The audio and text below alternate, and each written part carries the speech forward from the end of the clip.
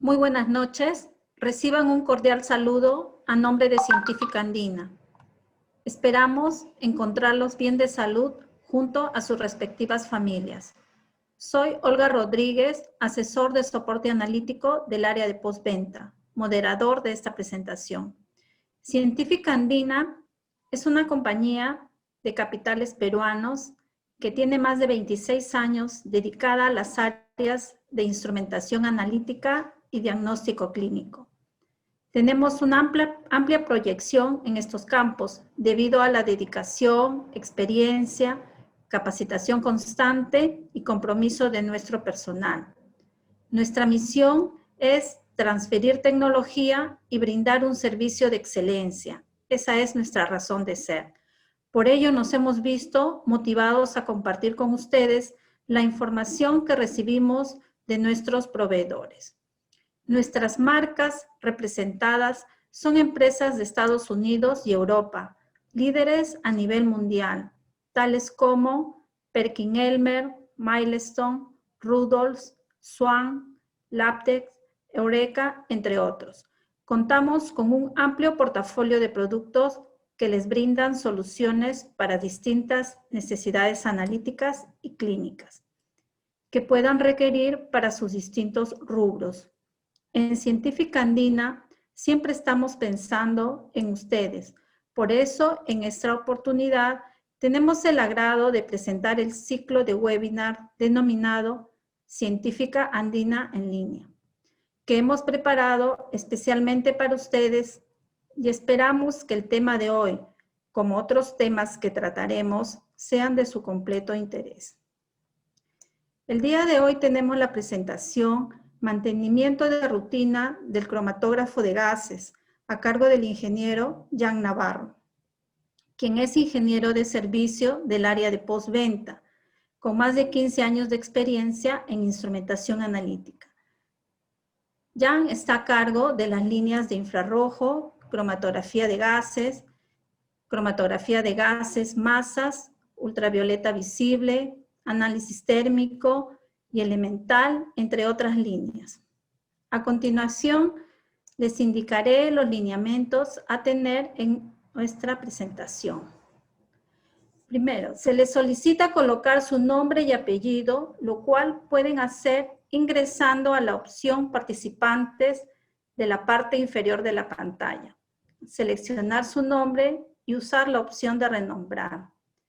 Las consultas que hagan se recibirán por interno en el chat, el cual pueden encontrar en la parte inferior de la pantalla. Estas consultas se recepcionarán durante el desarrollo de la exposición y se responderán al finalizar. Se elegirán las consultas que tienen relación directa con el tema.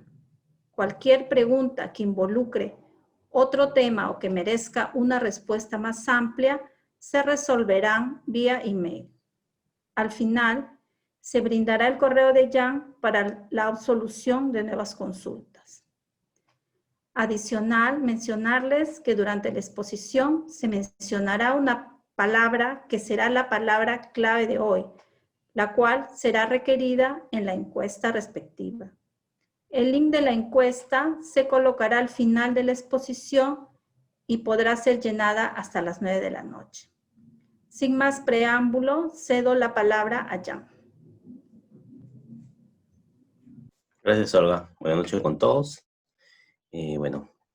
Soy Navarro. En esta oportunidad vamos a ver algunos tips sobre el mantenimiento de rutina del cromatógrafo de gases. Entonces, empecemos.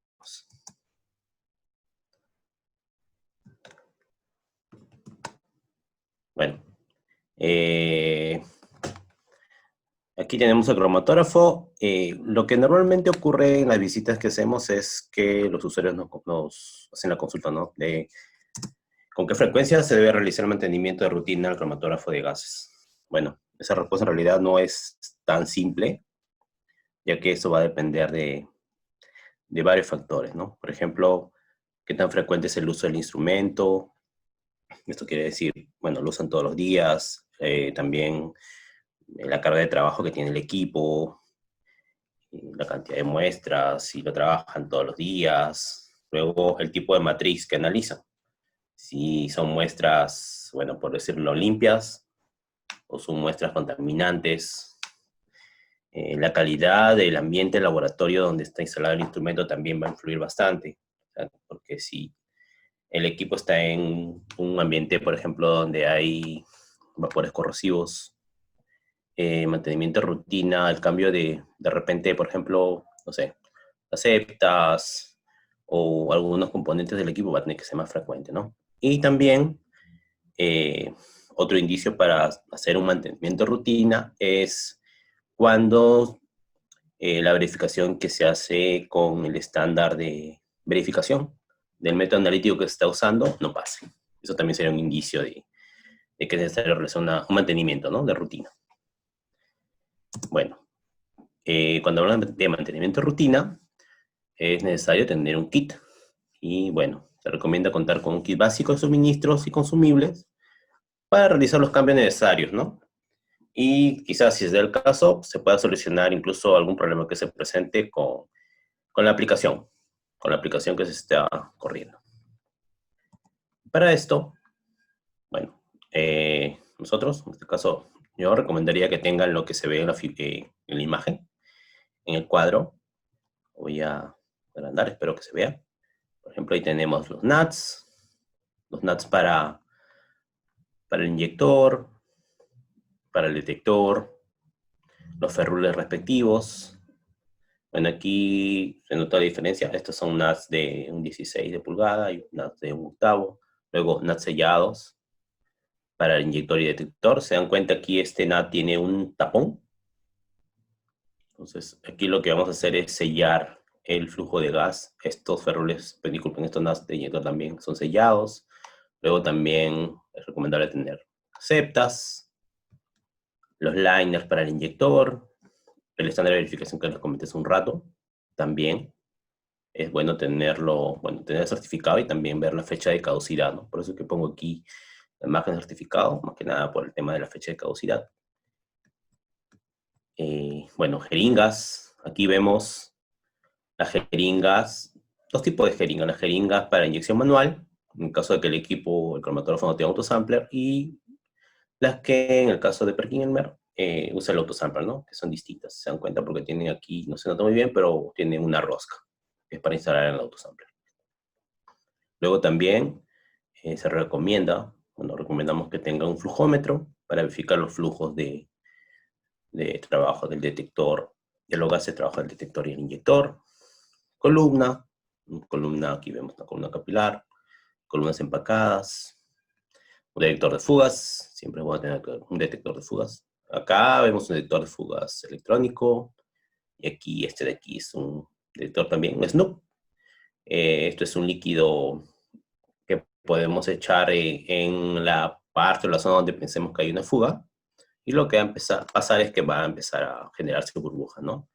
Este Snoop es de grado cromatográfico, entonces no vamos a tener problemas de contaminación, porque bueno, a veces se dice, ¿no?, que es una solución jabonosa, pero en realidad mejor es usar, si se va a usar un líquido, que se use un Snoop o los equivalentes en otras marcas, ¿no? En este caso, este es de la marca Swaglo, la que usamos nosotros. También es necesario las llaves apropiadas para poder hacer, por ejemplo, la instalación de la columna, ¿no? En este caso, esta sería una llave de 1/4 de pulgada y esta la de 7/16. Bueno, en el caso de nuestros equipos de Perkin-Elmer, para la instalación de la columna en el lado del detector y esta para el lado del inyector. Bueno, y esta de aquí es una herramienta que también usamos nosotros, que es para hacer el cambio de liner. Esta es la famosa llave H que a veces les pedimos. Esto sería nuestro kit. Bueno, entonces continuamos. Bueno, para poder hablar un poco del mantenimiento de rutina, vamos a recordar cuáles son los componentes básicos del cromatógrafo. A ver, entonces, bueno, tenemos en el cromatógrafo el inyector, la columna y el detector. Estos serían los componentes básicos. Bueno, atrás de esto está el control de gas, y nuestro suministro de gas, ¿no? En este caso solamente se coloca el gas carrier, pero sabemos que el detector también necesita un suministro de gas. Bueno, y acá está el amplificador, el detector y nuestro sistema de adquisición de datos, que sería la computadora. ¿Ya? Entonces, bueno, aquí tenemos nuestro cromatógrafo, igual, indicando la columna, bueno, el inyector que va de este lado, y el detector que, bueno, no se nota, pero está debajo de esta cubierta. Este es nuestro display, que es el que está acá, que nos va a ayudar para hacer nuestro diagnóstico y también para hacer los pasos de acondicionamiento, de temperatura, mantenimiento de rutina. Bueno, ahora vamos a ver el sistema de inyección de muestra del cromatógrafo de gases, disculpen.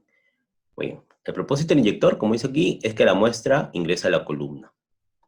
¿Ya? Entonces, esta es la pantalla del inyector, siempre usando nuestro cromatógrafo de gases, y esto es para el inyector capilar, y vemos que acá se puede controlar la temperatura, el gas carrier, que podríamos controlarlo por presión, por flujo, por velocidad lineal, y también el valor de nuestro venteo de split o fractura, como aparece en algunos lugares. ¿Ya? Y bueno, aquí, este es un cromatógrafo. Bueno, si bien es cierto, tiene control manual, pero lo que queremos ver es los inyectores. Este cromatógrafo tiene dos inyectores. Inyector A, inyector B. Bueno, esto es el autosampler para inyección automática. Este es el carrusel donde se van a colocar los viales. Esto es el autosampler que tiene una jeringa. ¿Ya? Si ven aquí, la jeringa está instalada. Acá tenemos bueno, la rosca, el émbolo que va en su seguro. Bueno, aquí, estos dos de aquí son unos resortes y esto es el sensor, el que va a sensar los viales. Bueno, hablando un poco del autosampler, es recomendable cambiar el sensor de viales cada 6 meses. Lo que va a pasar con este sensor es de que se va a ir desgastando a medida de que va inyectando, bueno, va trabajando, ¿no? La misma fricción del sensor con la tapa de los viales va a hacer que se pierda la forma cónica que tiene y se va a ir aplanando. Bien. Y como vemos, aquí está la jeringa. Entonces, bueno, para poder inyectar la muestra, se utiliza una microjeringa. En este caso, el volumen de la jeringa es de 5 microlitros para nuestra aplicación. Bueno, el calentamiento del inyector. Disculpen, aquí tenemos la jeringa de autosampler y la jeringa de inyección manual. ¿Ya? Esto es lo que va a usar. Se va a usar para inyectar la muestra en el inyector. Y dentro del inyector, ahí está el liner. Entonces, cuando la muestra ingresa al inyector, el inyector está a una temperatura alta, que tiene que ser una temperatura mayor al punto de ebullición de la muestra que se quiere inyectar o correr. Bueno, el calentamiento del inyector va a vaporizar la muestra líquida y la va a convertir en gas. Entonces, el liner que vemos aquí se usa para aislar la muestra inyectada del cuerpo del inyector. Esto lo vamos a saber un poco más adelante.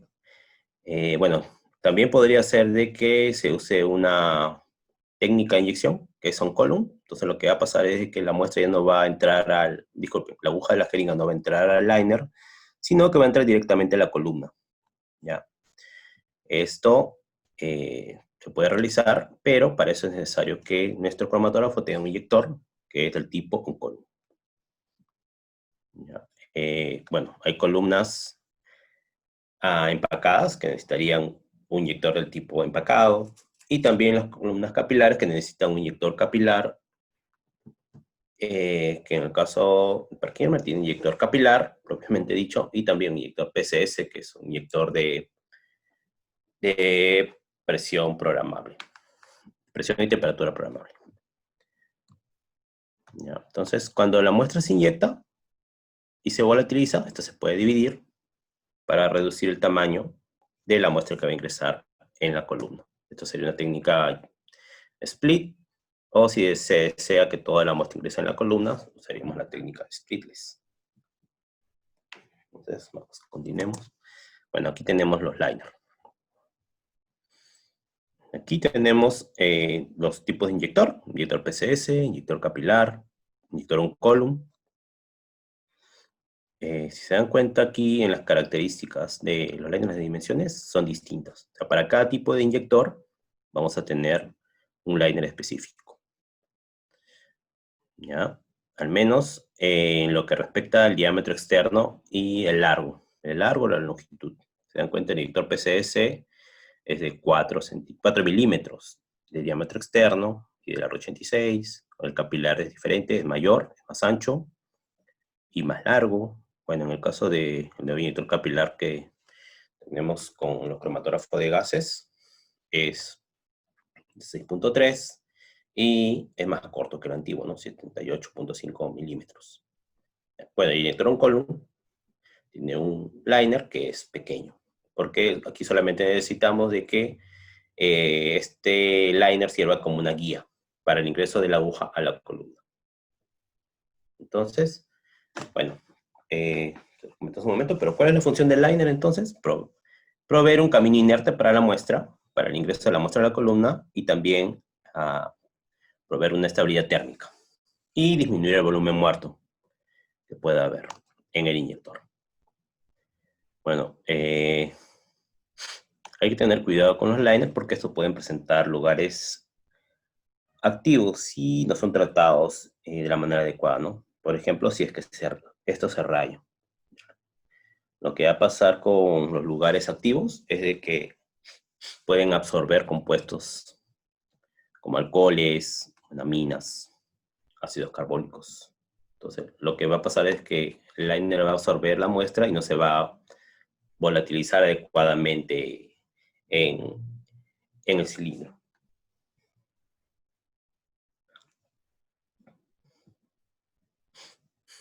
Bueno, aquí se dan cuenta, el liner del inyector PCS tiene un diámetro más, bueno, menor.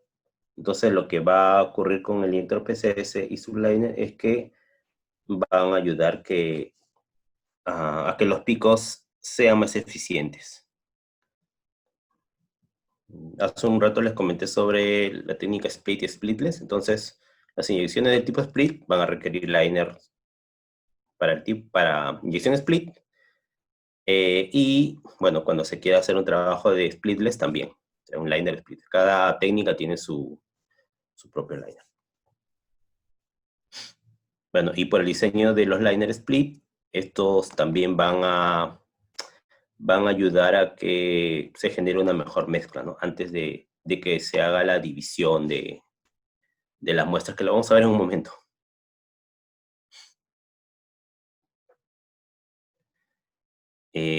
Con respecto a los liner, bueno, si es que ustedes, bueno, se han percatado, estos tienen a veces un empaque de lana de vidrio dentro del cilindro. Esto lo que va a hacer es, bueno, ayudar a que la muestra se volatilice homogéneamente dentro del cilindro, y también para que cuando la jeringa salga, ayudar a que, bueno, que se limpie de los analitos que pueda haber, ¿no? en la aguja de la jeringa. Esa es la función de la lana de vidrio.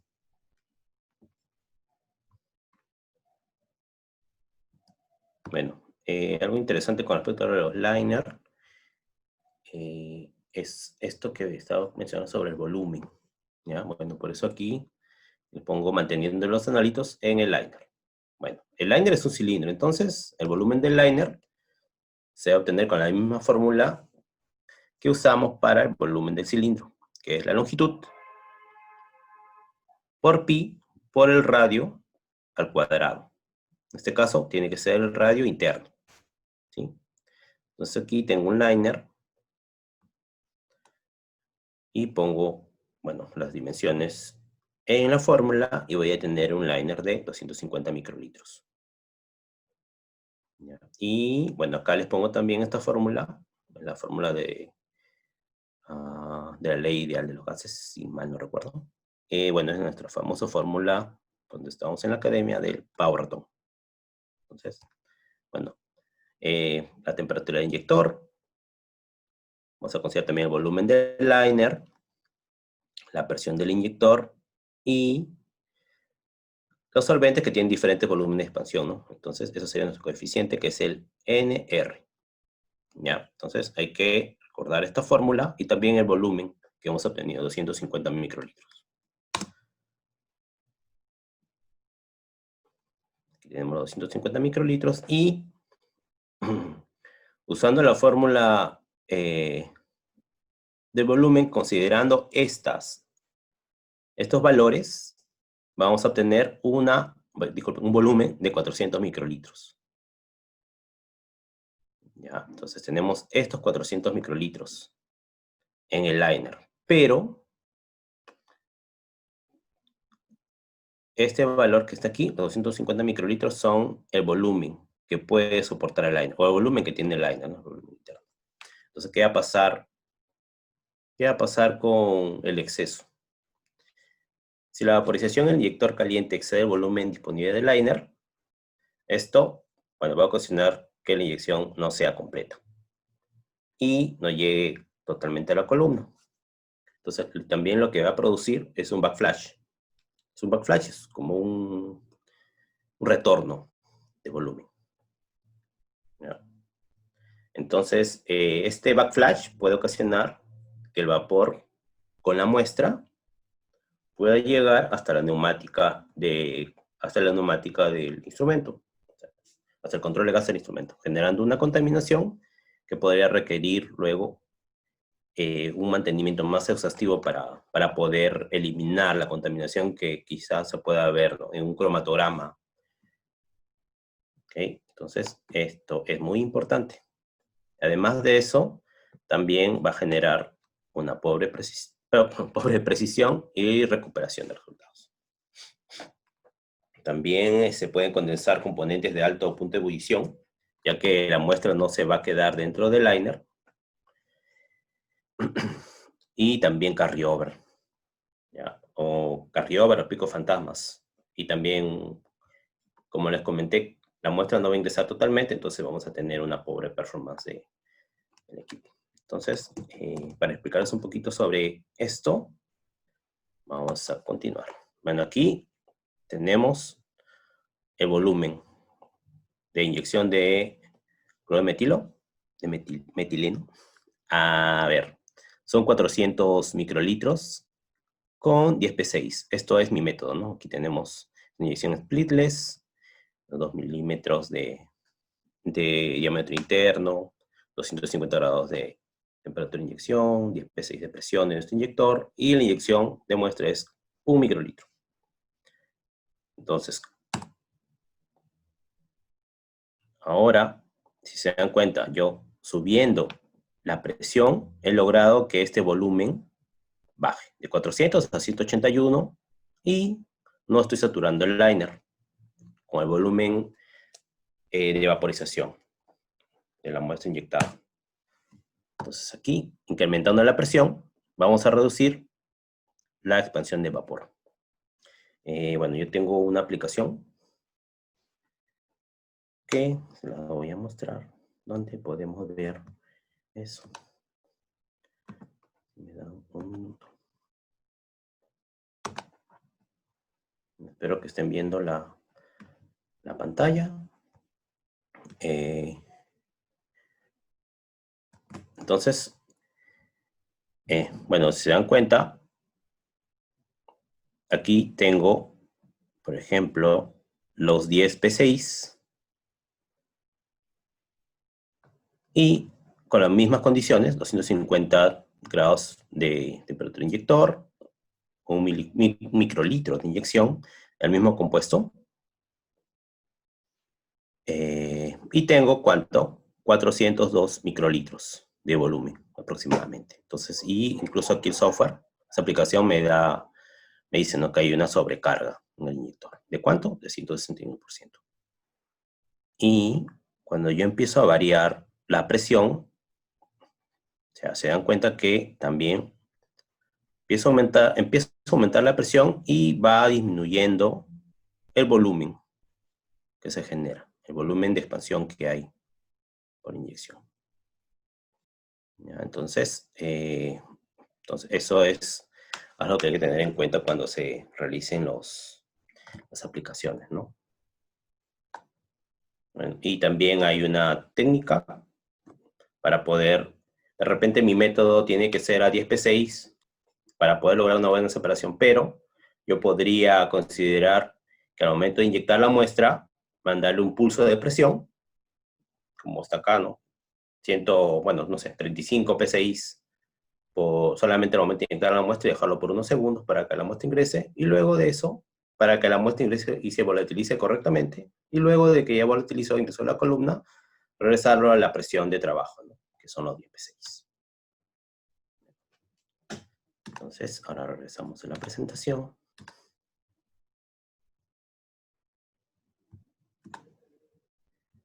Yo quería mostrarles cómo era la variación, y con esa aplicación creo que sí se pudo lograr. Entonces, continuamos. Bueno, ahora, otra cosa importante también es considerar la ubicación de la columna en el inyector capilar. Bueno, también se trabaja con columnas empacadas, pero en este caso vamos a tratar solamente de los inyectores capilares y columnas capilares, ¿ya? Bueno, la columna necesita ser instalada correctamente en el inyector. ¿A qué se refiere esto? Cada tipo de inyector tiene una distancia que ya el fabricante, en este caso nosotros, Perkin-Elmer, nos indica, ¿no? Cuánto debe ser la distancia que debe ingresar de columna al inyector. Y dependiendo también del tipo de inyector. Y hay que cumplir eso porque luego podría haber problemas. Lo vamos a ver en un momento. También hay que considerar el corte de la columna. El corte de la columna debe ser limpio para evitar que se generen zonas activas. Como les comenté, si la columna es colocada muy dentro del liner, puede ocurrir problemas de carryover, pobre recuperación y tailing. Bueno, además de lo que les mencioné hace un momento, también quiero comentarles sobre lo que vemos aquí, ¿no? La purga de la septa y el split. El split del que les hablé hace un momento. Bueno, ¿por qué la purga de la septa? La purga de la septa nos va a ayudar a reducir, de alguna manera, la cantidad de contaminación que puede existir por el ingreso de algún compuesto que se genere por la desintegración de la septa cuando la aguja de la jeringa la perfora. O sea, cada vez que la aguja ingresa a la septa, se puedan generar micropartículas. Entonces, la idea de la septa de la purga, la purga de la septa, es que esas micropartículas, el mismo flujo del gas, las elimine por aquí. Bueno, hay que considerar que ya que la purga de la septa está, por encima del liner, está en esta zona, y la inyección de la muestra es dentro del liner, no va a haber problemas de pérdida de muestra. ¿Ya? Entonces, por su ubicación, no va a interferir con el ingreso de la muestra. Entonces, ahora vamos a ver lo del split. El split vent o venteo de split, que está aquí.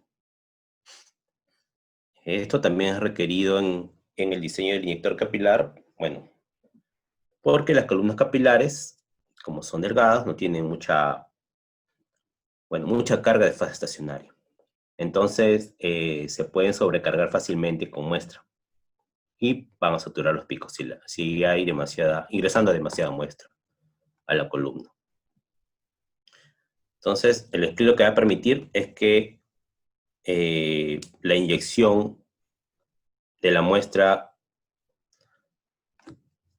volatilizada que va a ingresar a la columna sea menor a toda la que se genera en el liner, ¿no? Entonces lo que va a hacer es que nada más una parte de esta muestra volatilizada ingrese a la columna y el resto se va a ir por el venteo. ¿Sí? Además, considero que las columnas capilares también son bastante sensibles al volumen muerto. Entonces, al incrementar el flujo de gas a través del liner, el volumen muerto se va a disminuir y los analitos van a ingresar con mayor facilidad y más rápidamente hacia la columna. Entonces, si yo hago que fluya gas a través del liner, como se ve aquí, el gas va a fluir por el liner y va a regresar por aquí y va a salir por nuestro venteo. Entonces, eso va a ayudar a que el volumen muerto se disminuya dentro del liner y nos va a ayudar a a que los picos se generen de una forma óptima, los picos de nuestro cromatograma. Entonces, ahora, con lo que respecta al cambio de septa y liner, aquí vemos liner disculpen, septa de distintos colores, una septa naranja, una septa celeste y una verde. Esto es porque cada septa tiene una temperatura máxima de trabajo, ¿no? En el caso de la septa verde, que es una thermogreen, llega hasta 375 grados centígrados. La roja, es una septa que llega hasta 400 grados y es una septa de ultra bajo sangrado. Entonces, y esta celeste es una septa que se puede trabajar hasta 275 grados centígrados. Luego les voy a pasar un link para que, si desean descargarse unos catálogos donde también está incluido esto. Aquí al lado vemos a los liners, del que hablé hace un momento. Los liners aquí todos son del mismo diámetro, entonces deben ser para inyector capilar, porque son anchos. ¿Y cuándo cambiar la septa? El manual del equipo nos recomienda que la septa se cambie cada 200 inyecciones. ¿Okay? Eso también es relativo porque cada fabricante puede indicar una frecuencia de cambio distinta, ¿no? Pero en el caso de Perkin-Elmer recomienda que sea cada 200.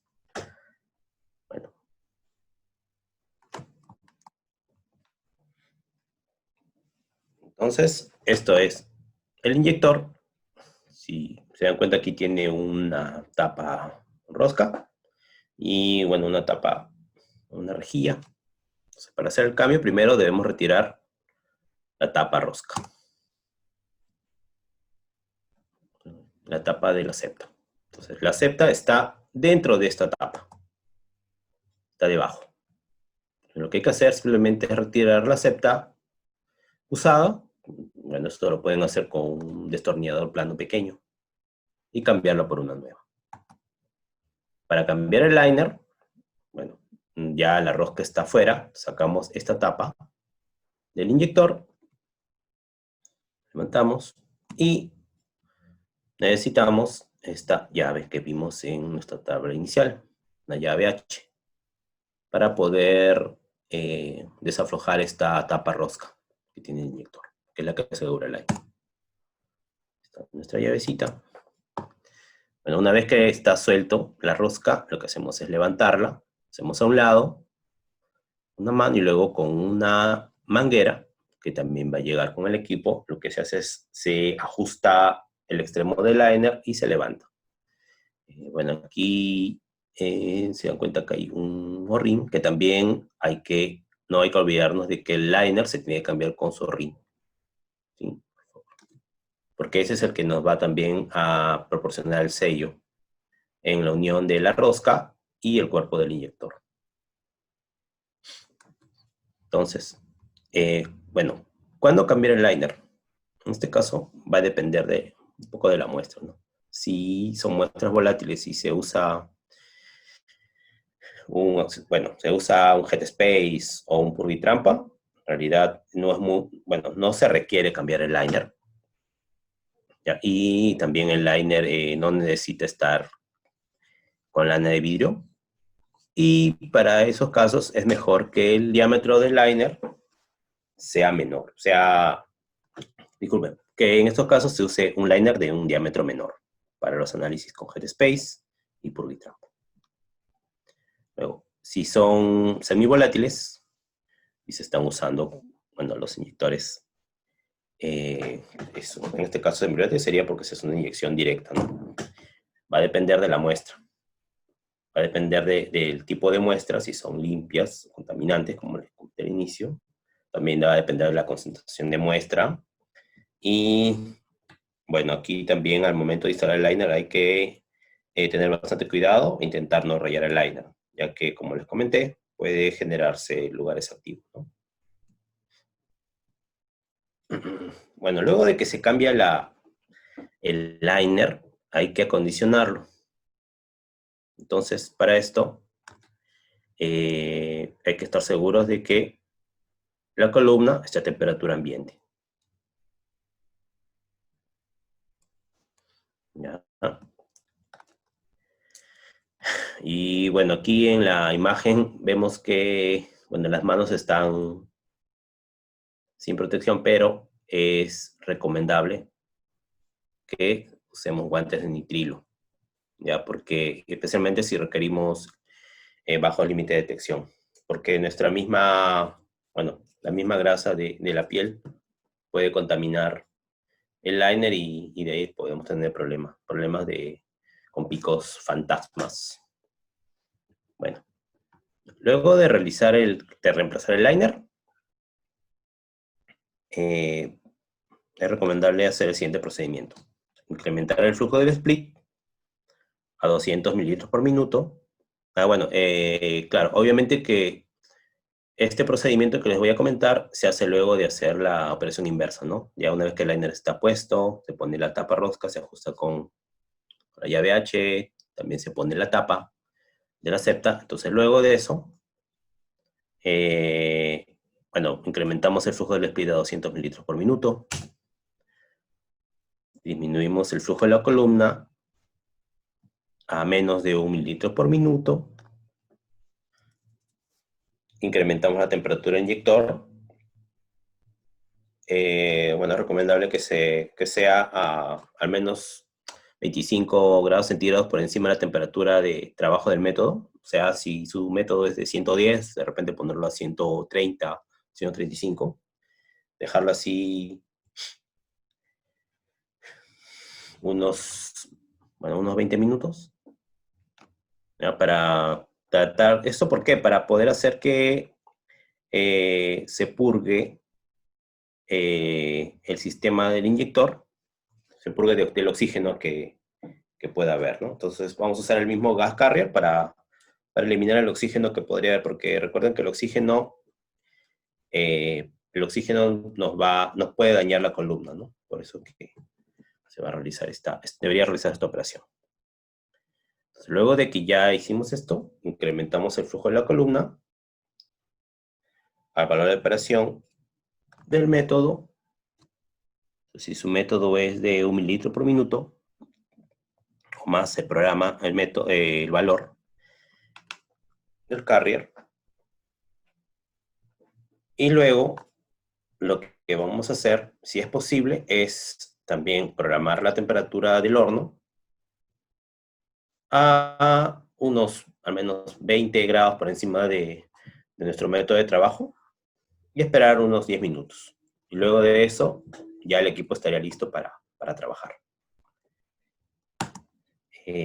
Bueno, esto es el nuevo inyector capilar de Perkin-Elmer. Bueno, aquí tenemos también la tapa de la septa. Esto es una rosca acá. Lo vamos a ver en un momento, pero este inyector ya no necesita herramientas para hacer el cambio de liner.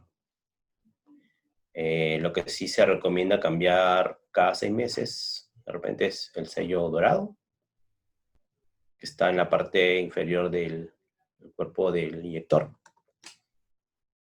Bueno, y en este nuevo inyector, ¿cómo se cambia el liner? Vamos a ver la secuencia.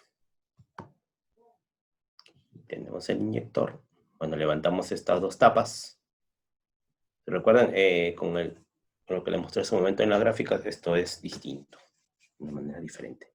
Y no necesitamos herramientas. Solamente aflojamos esta rosca a mano para soltar la parte superior. Una vez que está suelta, se levanta. Y aquí sí es el mismo procedimiento, ¿no? Vamos a sacar el liner con la herramienta que es una manguera, que aquí no figura, pero sí, es una manguera. Y bueno, siempre hay que olvidarnos de los ring, del liner. Cuando se cambia el liner y luego el procedimiento inverso, ¿no? Cerrar todo y asegurarnos de que siempre esté, bueno, siempre asegurarnos de que esté bien ajustado para evitar fugas. Ahora estamos ya en la columna. Vamos a ver los cuidados y problemas que puede haber en la columna. Primero, siempre es importante verificar la temperatura máxima de la fase estacionaria. Eso lo vamos a ver en esta etiqueta que siempre traen las columnas, cuál es la temperatura máxima de trabajo. Sí, es muy importante porque si ustedes programan su método y la temperatura, por ejemplo, no sé, 200 grados, y en la etiqueta dice que la temperatura máxima es 175, lo que va a pasar es que van a dañar la columna, van a perder fase estacionaria. Bueno, y dependiendo del tiempo que esté la columna a esa temperatura, bueno, se puede quemar. ¿Ya? Entonces, bueno, hay que verificar la columna, verificar el flujo del suministro de gas. Ay, discúlpenme que me apareció algo. Ya. Verificar el flujo del gas carrier y que el suministro de gas esté libre de fugas. Bueno, en una presentación hace un tiempo mostramos cuál era el procedimiento para verificar que no haya fugas en el sistema. Entonces aquí es importante también eso, que no haya fugas en el suministro de gas, tanto del gas carrier como en suministro para el detector, ya que el oxígeno puede dañar la columna, igual que las altas temperaturas. Van a dañar la fase estacionaria. ¿Ya? Y esto va a generar que se pierda eficiencia en la separación de los analitos.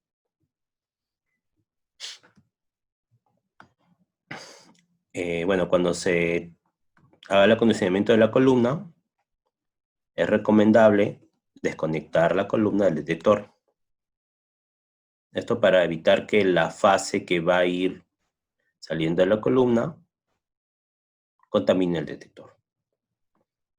¿Ya? Y el acondicionamiento se recomienda que sea cíclico para poder dar estabilidad a la línea base de nuestro cromatograma.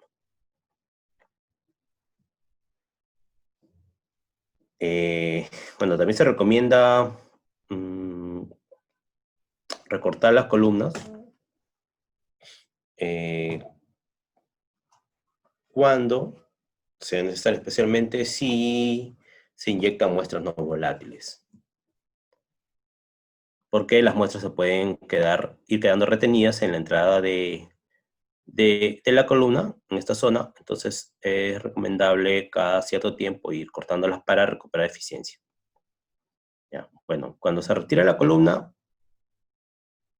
lo primero que hay que hacer es purgarla, dejar que pase gas carrier, luego retirarla y sellarla. Sellar los extremos con una septa. Ya, es lo recomendable. No dejarla al aire porque el oxígeno va a entrar, sino juntar las puntas y sellarlas con una septa. También, bueno, recomiendo que inspeccionen la columna. Inspeccionen que no tenga partículas al ingreso o daño, ¿no? Y si ven que la columna tiene, bueno, partículas en esta zona del inyector, de repente también incluso a la salida del detector, es recomendable remover ese tramo. O sea, cortar el tramo que presente contaminación. O daño. Daño puede ser de repente, no sé, que ustedes ven que tenga alguna, no sé, alguna rajadura o esté un poco rayada. ¿Ya? También es recomendable inspeccionar la columna con una linterna para verificar que no tenga puntos en la parte ya, bueno, interna del recorrido, que no tenga puntos o la columna esté decolorida, porque eso puede ser signo de oxidación, ¿no? Entonces, que ya perdió fase nuestra columna. Si es así, lo recomendable es que se reemplace. Bueno, si se observa decoloración a la salida de la columna por el detector, es probable que sea porque la fase estacionaria se ha quemado. Esto por el calor del mismo detector, ¿no? Porque recuerden que el detector siempre va a estar a una temperatura más alta. En este caso, por ejemplo, si fuera un FIT, de repente estaría, no sé, a 400 grados. Entonces, eso puede generar que se decolore la salida de la columna y la fase estacionaria se queme. Entonces, es mejor cada cierto tiempo recortarlo. Bueno, y si, bueno, si es que tienen algún problema con una aplicación, de repente, no sé, no les salen los picos que ustedes esperan, entonces lo que podrían hacer para descartar el problema, si el problema es de la columna o es el instrumento, es hacer un cambio, ¿no? Instalar otra columna, una columna que ustedes sepan que funcione. Tiene que ser una nueva. Correr el estándar de verificación de esta columna para esta aplicación y observar, ¿no? Si el problema continúa, entonces sí es un problema que tiene que ver con el instrumento. De repente, no sé, el detector, el inyector, bueno. Y si el problema el problema se soluciona, entonces la falla sí está en la columna y tienen que pensar en reemplazarla.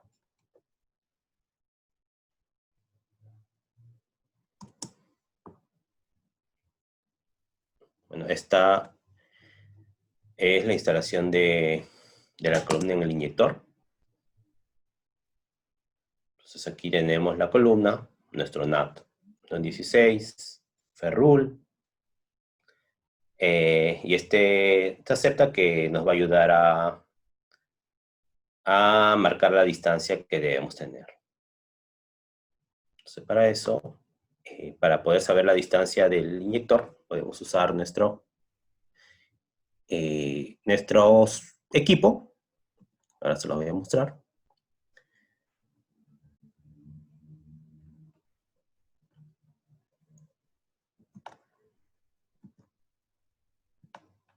A ver si me da un momento, por favor. Tengo la pantalla del cromatógrafo para poder mostrarles cómo podemos saber cuál es la distancia correcta. Ya lo tengo. Disculpen, pero parece que esto es muy interesante. Bueno, aquí los que tienen nuestro cromatógrafo van a reconocer esta pantalla. Entonces lo que vamos a hacer es ir a la opción de Tools, Utilities, y aquí. En esta opción vamos a poder saber cuál es la distancia. Entonces acá, en este caso, tenemos dos tipos de inyector. Inyector capilar y inyector PCS. Inyector capilar, bueno, voy a usar el inyector PCS. Aquí me da una distancia. En milímetros va a ser de 38 a 44 milímetros. Y si fuera un inyector capilar, sería de 44 a 51. Ya, entonces, esa es la distancia que voy a considerar.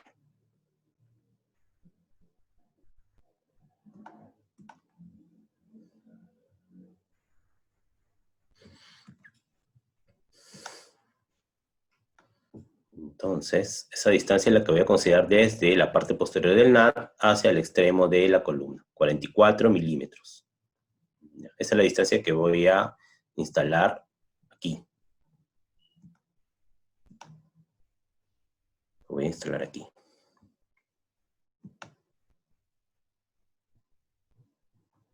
Para instalar la columna en el detector necesito esta herramienta. Es una llave de 1/4. Bueno, y también hay que considerar que esta columna ha sido cortada correctamente, como ven aquí. El corte correcto es este. No es así, ni así, sino es este. El corte con nuestra herramienta. Y para eso también les voy a mostrar un video. Está aquí.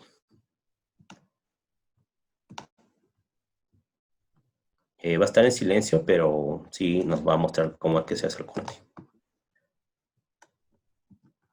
Entonces aquí lo que nos está mostrando es la herramienta. Es la herramienta de corte, que es una pieza cerámica. ¿Ya? Es la pieza cerámica que se usa para cortar las columnas capilares. ¿Ya? Esta herramienta tiene dos bordes. Un borde va a ser un borde rugoso y el otro es suave. Para cortar la columna tenemos que usar el borde suave. ¿Ya? El borde suave. Entonces lo que se va a hacer es colocar la columna, como ven aquí, sobre el dedo índice y pasar la herramienta por el lado suave sobre la columna. La pasaron y luego nada más la cortan. La golpean y la columna se corta. Entonces, para verificar que el corte fue bueno, pueden usar una lupa, como dice aquí, o también lo que se puede hacer, si tienes una buena vista, es poner el extremo cortado sobre la herramienta y verificar, ¿no?, que el corte es perpendicular.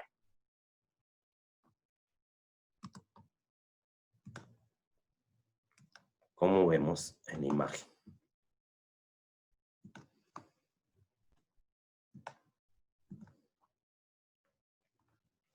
Bueno, entonces continuamos. Continuamos y ahora vemos la instalación de columna en inyector capilar, en el nuevo inyector capilar. Bueno, esta es la secuencia inversa. ¿Cómo es que está la columna instalada?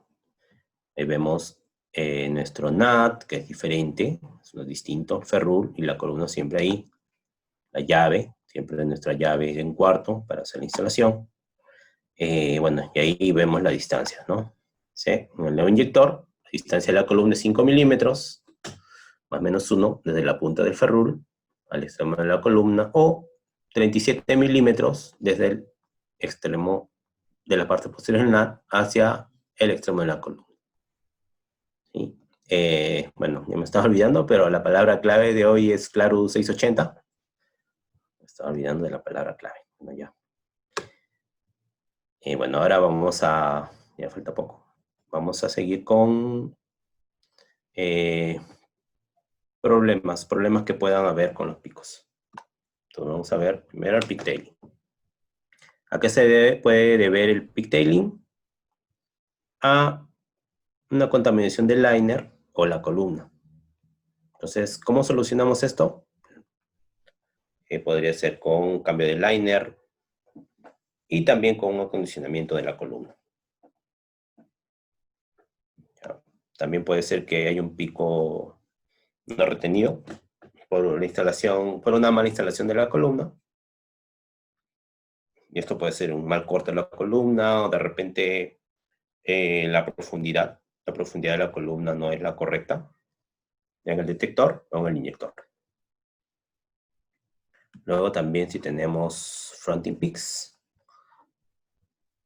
se dan cuenta, el pigtailing es distinto. Vemos que el pico del cromatograma, la parte inicial es, bueno, casi recta.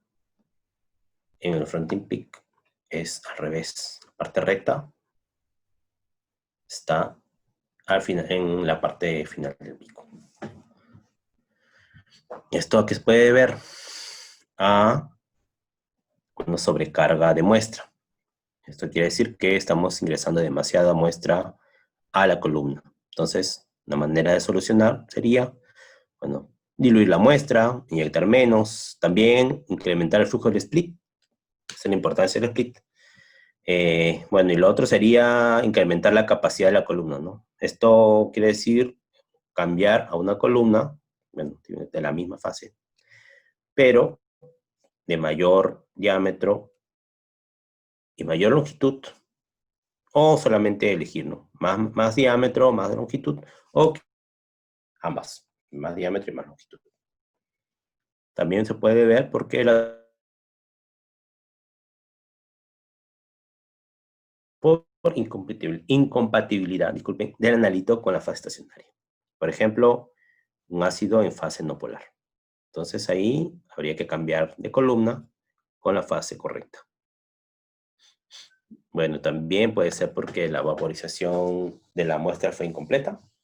Entonces ahí tendríamos que ver de repente, añadir lana de vidrio liner, verificar que tenga lana de vidrio liner, incrementar la temperatura del inyector, teniendo cuidado siempre que la expansión del vapor no exceda el límite, no exceda el límite máximo del volumen del liner, ¿no? Lo que vimos hace un momento. Ahora, bueno, este es nuestro detector. Y la instalación que es similar a la del inyector. Igual tenemos nuestro NAT, el ferrule, la Z para ayudarnos con la distancia y obviamente la columna. Entonces también aquí nos vamos a ayudar con nuestro touchscreen de nuestro cromatógrafo. Entonces,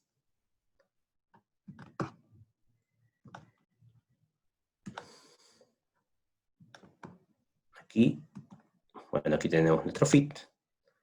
Sería 70 milímetros. La distancia, si fuera un SD 64, TCD 103. En este caso, voy a elegir el fit. ¿Ya? Vamos a hacer 70 milímetros. 70 milímetros. Siempre contando desde la parte posterior del NAT hacia el extremo de la columna. En este caso, ya que es un NAT de 1/8, vamos a usar una llave de 7/16. Bueno, ahora nosotros, bueno, PerkinElmer tiene un nuevo detector fit también. Entonces ahí, bueno, si se dan cuenta, tiene un adaptador, lo que va a hacer que varíe un poco la distancia. Y bueno, ahora ya el NAT no es de 1/8, sino de 1/16. Entonces necesitamos una llave de 7/16. Perdón, disculpen, de un cuarto de pulgada para poder mostrar el NAT, y la distancia es distinta. Ahora son 98 milímetros desde la parte posterior del NAT hacia el extremo de la columna. Bueno, y ya que el tema de hoy fue el mantenimiento, ¿cómo hacer el mantenimiento a un detector? Un acondicionamiento es, primero, retiramos la columna del detector, tapamos el detector con nuestro NAT sellado, calentamos el detector a 450 grados, un overnight. Esto si es que tenemos problemas de contaminación. Removemos la columna. Luego del overnight vamos a remover la columna del cromatógrafo y calentamos el horno hasta 300 grados, 300 o 350 grados, para poder intentar limpiar. Bueno, ¿qué pasa si, por ejemplo, no tengo picos en mi cromatograma? Primero, si es un detector fit, hay que verificar si el detector está encendido. Quizá lo que pasa es que la llama está apagada y por eso no habría picos. Entonces, ¿cómo verifico eso? Bueno, primero, trato de encender el detector con el botón de encendido. Trato de encender y veo si es que enciende y se genera un pico en la pantalla. ¿Ya? Una manera de verificar que el detector esté encendido es poner de repente esta llave que ven que está pulida o un pedazo de vidrio sobre el detector y ver que se forme condensación. Bueno, desafortunadamente no tengo una foto de eso, pero es la manera más práctica de ver si la llama está encendida. Bueno, ¿por qué también puede ser que no haya picos? Bueno, podría ser incluso que no haya gas carrier, que el equipo no haya detectado esto y que no haya un gas carrier. Bueno, entonces lo que habría que hacer es verificar, ¿no? Verificar con un flujómetro si es que hay gas carrier. Y bueno, si es que no hay gas carrier, también lo que va a pasar es de que la columna se malogre. Bueno, otro motivo por el que no hay picos puede ser que la muestra no fue introducida correctamente. Quizás la jeringa está defectuosa, puede ser que esté obstruida o rota, o también que la inyección de la muestra fue un puerto equivocado, ¿no? Si recuerdan, al inicio le mostré un cromatógrafo con 2 puertos de inyección, entonces de repente, al momento de generar la secuencia, bueno, hubo un error ahí, una falla, y se seleccionó que se inyecte en un puerto donde no está la columna instalada, ¿no? De repente tú trabajas en el puerto A y en la secuencia se seleccionó el puerto B. Entonces, lo que pasó es de que la muestra entró al inyector B. Bueno, también si es que hubiera 2 detectores, podría ser que en el método se haya seleccionado el canal equivocado. El canal de adquisición de datos equivocado. Entonces, la muestra entró, se inyectó bien, llegó al detector, pero la señal que el detector generó no fue capturada por el software, sino el software está capturando la señal del detector que no se está usando. Y bueno, también puede ser porque el autosampler, bueno, tomó la muestra de un vial equivocado, ¿no? Esos serían los motivos por los que no habría picos en nuestro cromatograma. Bueno, entonces, ahora ya para finalizar vamos a ver una solución de problemas de contaminación. ¿Cómo aislar las posibles causas? Primero, tenemos que determinar si la contaminación es del inyector, en la columna o el detector. Eso es lo que vamos a determinar con este procedimiento. Primero, bueno, aquí vemos, por ejemplo, que hay ruido, ¿no? Entonces vamos a imaginar que este ruido está presente en todo el cromatograma. Está desde el minuto, bueno, del tiempo 0 hasta el final del cromatograma. Entonces, normalmente la contaminación del detector es permanente. O sea, eso quiere decir que el ruido está en todo el momento, en todo el tiempo que dura nuestra corrida, nuestro análisis. Entonces, para confirmar que es una contaminación del detector, lo que vamos a hacer es primero retirar la columna, luego tapamos el detector con nuestro NAT sellado, mandamos una corrida normal, y vemos, si el ruido no desaparece, entonces sí es muy probable que el detector esté contaminado. O quizá también es porque la calidad del gas suministrado al detector, en este caso el aire y el hidrógeno, no es de una buena calidad. ¿Sí? También puede darse ese caso porque ya, bueno, a mí me ha pasado, ¿no? Que pensábamos que era el equipo, bueno, el cliente pensaba que era el equipo, entonces lo que había pasado era que había comprado un gas, a ver, creo que fue hidrógeno o aire, no recuerdo, pero había encontrado un proveedor que le cobraba menos, entonces se cambió el proveedor, y lo que ocasionó era que tenía ruido en su cromatograma, ¿no? Entonces eso había generado el problema y él estaba, bueno, el cliente estaba reclamando, ¿no? De que había sido luego de su mantenimiento, que se había hecho algo malo. Afortunadamente había coincidido eso, pero luego de un día y conseguir un suministro de gas, bueno, le demostramos que era eso, ¿no? Que era el gas que estaba usando. Así que tengan cuidado, por favor, con la calidad de gas que usan. Entonces, seguimos. Ahora, bueno, ya descartamos nuestro detector. Ahora nos vamos por el inyector. O sea, primero, si tenemos contaminación, de repente por ahí un pico fantasma, o no sé, doble pico, hay que ver, descartar. Primero, en el inyector cambiar el liner. Cambiar nuestro liner y septa. Y hacer el procedimiento de acondicionamiento del liner, ¿no? Como se los describí hace unos minutos. ¿Ya? Luego de eso, luego que se ha hecho el cambio de liner y septa, lo que vamos a hacer es configurar nuestro método, pero no vamos a inyectar muestras, sino lo que vamos a hacer es vamos a correr un blanco instrumental.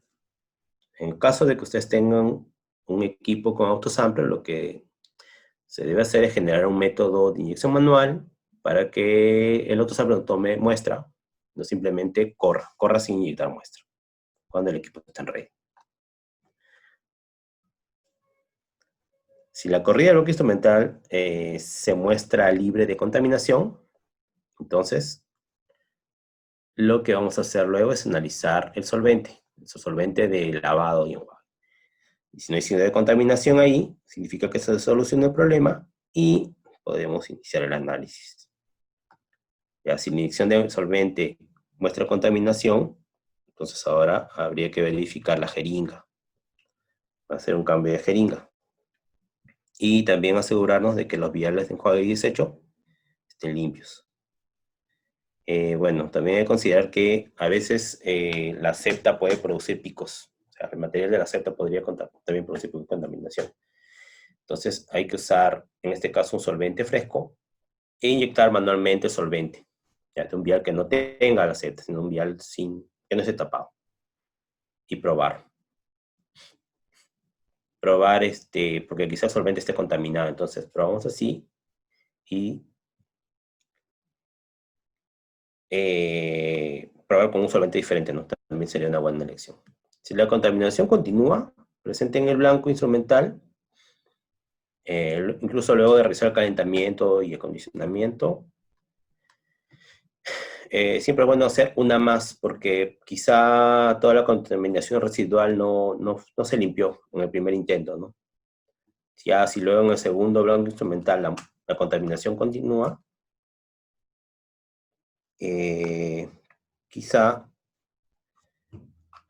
también podría ser, si es que los contaminantes son de bajo punto de ebullición, podría ser que sea el suministro de gas carrier. Entonces, eso también es un punto importante. Es recomendable que la presión mínima del tanque sea de 400 psi. ¿Ya? Y más si es que el tanque, si el tanque fue cambiado recientemente y hay presencia de contaminación, es muy probable que el tanque sea el motivo de la contaminación. Y siempre hay que tener cuidado de usar los filtros o trampas de gas recomendadas. Bueno, eso ha sido todo. Si tienen alguna pregunta. Entonces. Ya, acá hay una pregunta de Sandra. Acá ella consulta si para el análisis de pesticidas o agroquímicos, ¿qué tipo de liner es recomendable o es indiferente? ¿Me puedo apoyar? Sí, eso te iba a decir. Olga, tú eres la adecuada para dar esa respuesta. Bueno, lo que sí tendría que ver acá era de que acá menciona que es análisis de pesticidas o agroquímicos. De repente estamos hablando de principio activo, ¿no? Si es principio activo y son concentraciones altas, ¿no? De formulado de pesticidas, bueno, ahí tendría que usar un liner de split, ¿no? Modo split, porque ahí necesita hacer la división. Y el tipo de liner exactamente va a depender del inyector que tenga, ¿no? Y del instrumento también que tenga. El modelo. Entonces, eso sería si es que es principio activo. Me voy a esperar a ver si nos podría decir exactamente qué tipo de análisis, porque si ya es residual de pesticidas, ahí sí tendría que trabajar con liner splitless, ¿no? Y que sean desactivados, justamente para análisis de trazas con lana, que también sea desactivada, ¿no? Que son los adecuados para análisis de trazas. Pero si es de principio activo, ahí sí requiere el split, ¿no? Que requiere hacer la división. Eso es lo que le podría indicar, porque exactamente no le podríamos decir qué liner es, ¿no? Solamente con esa información. Después hay otra consulta, no sé si me puede indicar Sandra si es exactamente lo que deseaba saber. Y adicionalmente, bueno, había una consulta que indicaba si Adriana decía si puede colocar la distancia de nuevo, pero era la parte que estabas hablando de conectar la columna al inyector. Entonces, eso, bueno, eso también tú Ya, lo explicas. ya. Parece que ahí se ve, ¿no? Entonces, bueno, si esta es la pantalla de nuestro cromatógrafo, lo que vamos a hacer es ir a Tools, Utilities, Column Calc, que es para calcular la distancia, y aquí vemos, ¿no?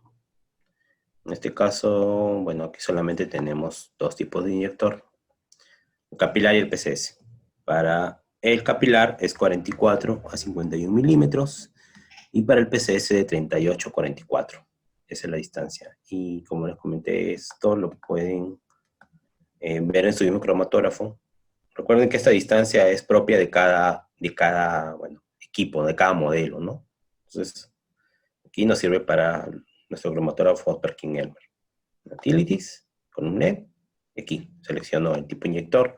Bueno, en el nuevo modelo me va a dar una opción más. Bueno, me va a dar otra opción, con otra distancia distinta. Y aquí están los detectores. Detector FIT, SD, TCD. ¿Sí?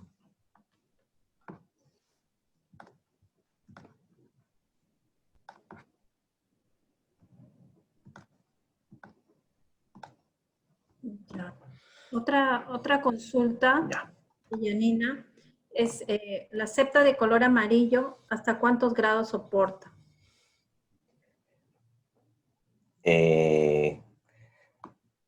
Bueno, esa es una buena pregunta. Lo que pasa es que tendríamos que ver de repente cuál es el fabricante de la septa. Y de acuerdo a eso buscarlo, porque los que he mostrado son con los que trabaja Perkin-Elmer. El amarillo me parece, no estoy seguro, pero me parece que aguanta hasta 300 grados también, como la septa Thermogreen, como la verde. Pero para confirmar tendríamos que ver el fabricante. Sí, no te preocupes, Janina. Voy a buscarlo y te lo envío. Tengo tu correo. Yanina Salas. Sí, sí, sí, sí. Ya, Ella, sí, sí la conozco. ya. Bueno, Ujú. por ahora no veo otra consulta. No sé si... Ya, bueno, yo voy a poner, bueno, ahorita voy a dejarles un link donde hay catálogos y por ahí, alguna información sobre los liners. Ahí lo acabo de poner debajo de la palabra clave. Es un link en el Google Drive para que puedan descargar ahí como 4 catálogos de Perkin-Elmer y por ahí la explicación también de lo del liner, ¿no? De la expansión del volumen. Acá hay una consulta de Esa Heidi. consulta es para ti, Olga. Y Sí, Olga, por favor, tu apoyo para la ya, aplicación. ella indica análisis de alcoholes en vinos y derivados. ¿Qué tipo de detector, columna y estándares?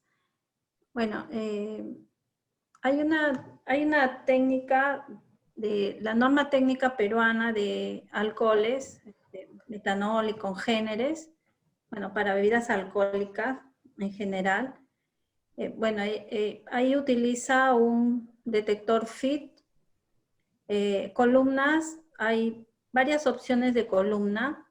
Dentro de ellas tenemos columnas polares y bueno, puede ser las Elite Wax PR que tenemos. Y bueno, ¿cuál era? Y respecto a los estándares, a los estándares va a depender de lo que se desea analizar, ¿no? Porque si va a analizar, normalmente se analiza metanol, acetona, acetato de etilo, isopropanol. Eh, también tenemos a veces ácido acético, furfural, ¿no? Porque ya son los congéneres, ¿no? Aparte de alcoholes, son congéneres. Entonces, eso va a tener que comprarlos, bueno, en algunos casos hay kit, pero si ya quiere así comprarlos, todos los que necesita, de acuerdo a la norma, ya tendría que comprarlos en forma individual, ¿no? Los estándares. Y eso va a depender de lo que vaya a analizar y también de la la norma, que yo le estoy hablando de la norma técnica peruana, que es la que se utiliza para análisis de metanol y congéneres en bebidas alcohólicas, ¿no? Hay una FFPA, también una columna. En realidad hay 3 opciones de columnas en la norma. Entonces ya tendría que seleccionar cuál es la que elige, pero los alcoholes congéneres normalmente salen en las columnas polares, que son las Elite Wax. Esas son las columnas que más se usan para alcoholes. Y con FIT, detector FIT, ¿no? Gracias. Acá hay una consulta de Diane. ¿Puede hacer algo si el detector se ciega por una concentración muy elevada de muestra?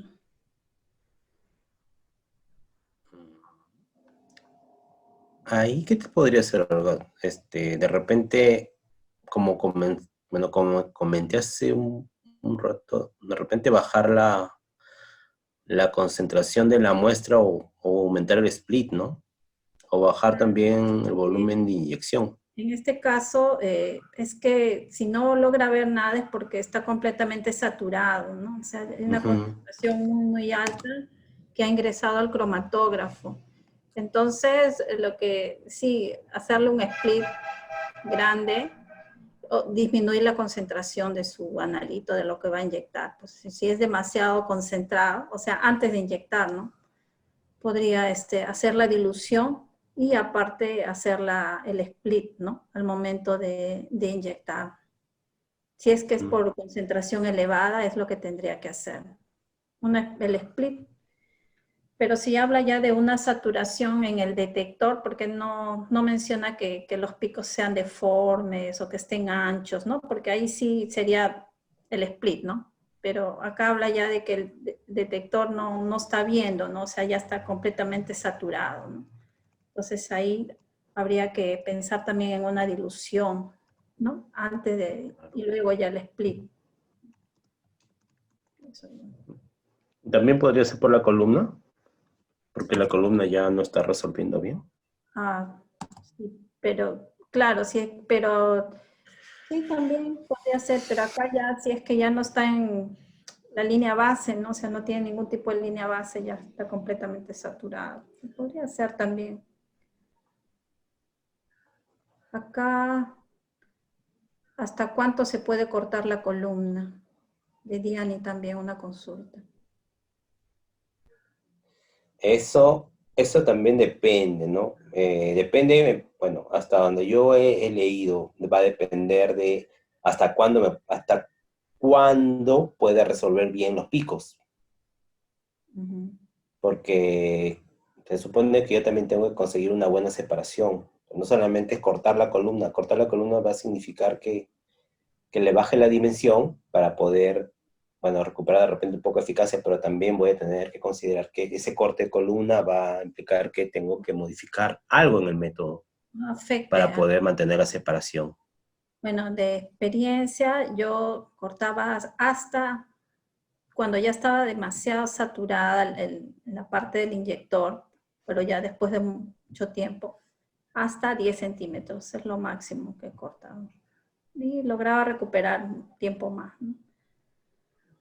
Pero como tú dices, va a depender mucho de la técnica que esté analizando, de los análisis que esté analizando. Si ya después de eso no los logro resolver bien, ya no me sirve. Acá la consulta de Liz.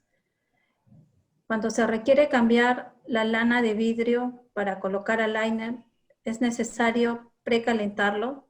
Si así fuera, ¿a qué temperatura sería? Bueno, ahí lo que podríamos tener en cuenta es lo que consideramos para el acondicionamiento del liner, ¿no? O sea, porque igual puedes poner tu lana de vidrio silanizada, la que tienes en tu frasco, en el liner y luego el liner se va a acondicionar junto con la lana de vidrio.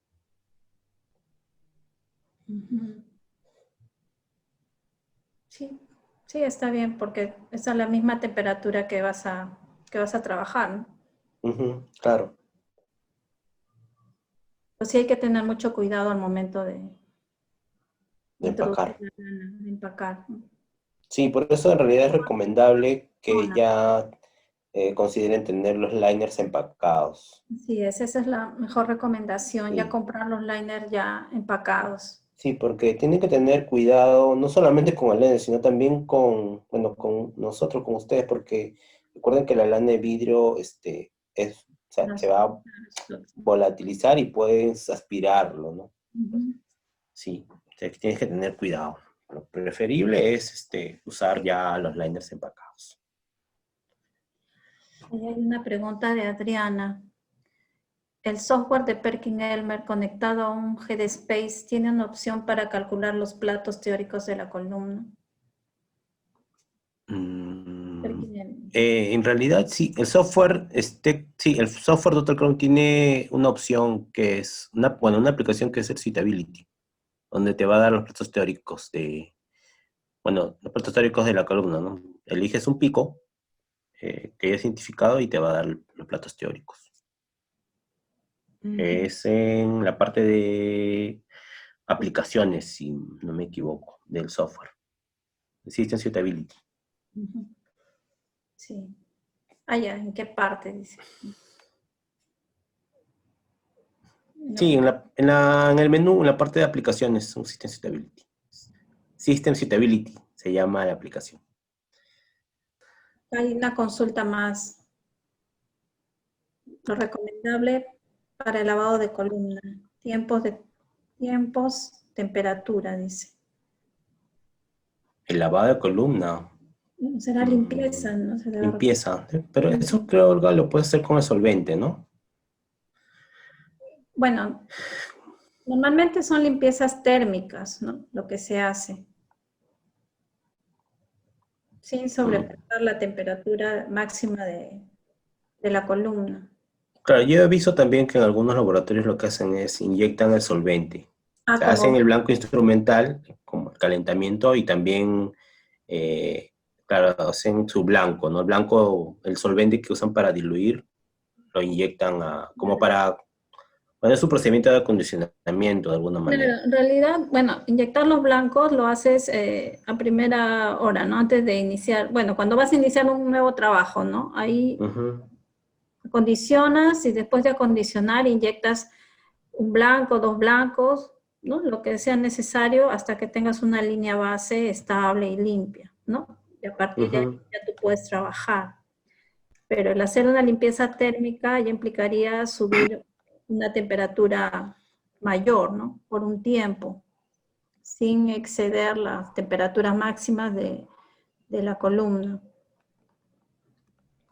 A eso, a Claro, eso. O sea, y a una temperatura más alta a la temperatura que ha estado trabajando, por encima de la temperatura que ha estado trabajando y sin exceder la temperatura máxima de la columna. Ahí le podría dar por un tiempo. A ver, dice la columna tiempo de temperatura. ¿Es necesario subir la temperatura? Sí, o sea, sí puede subir la temperatura sin exceder la temperatura máxima, ¿no? La temperatura máxima está ahí en la caja de la columna. sí, claro. Esa es la temperatura de sangrado, ¿no? Claro, hay dos temperaturas a veces. Tiene la temperatura modo isoterma y programable. Ujú.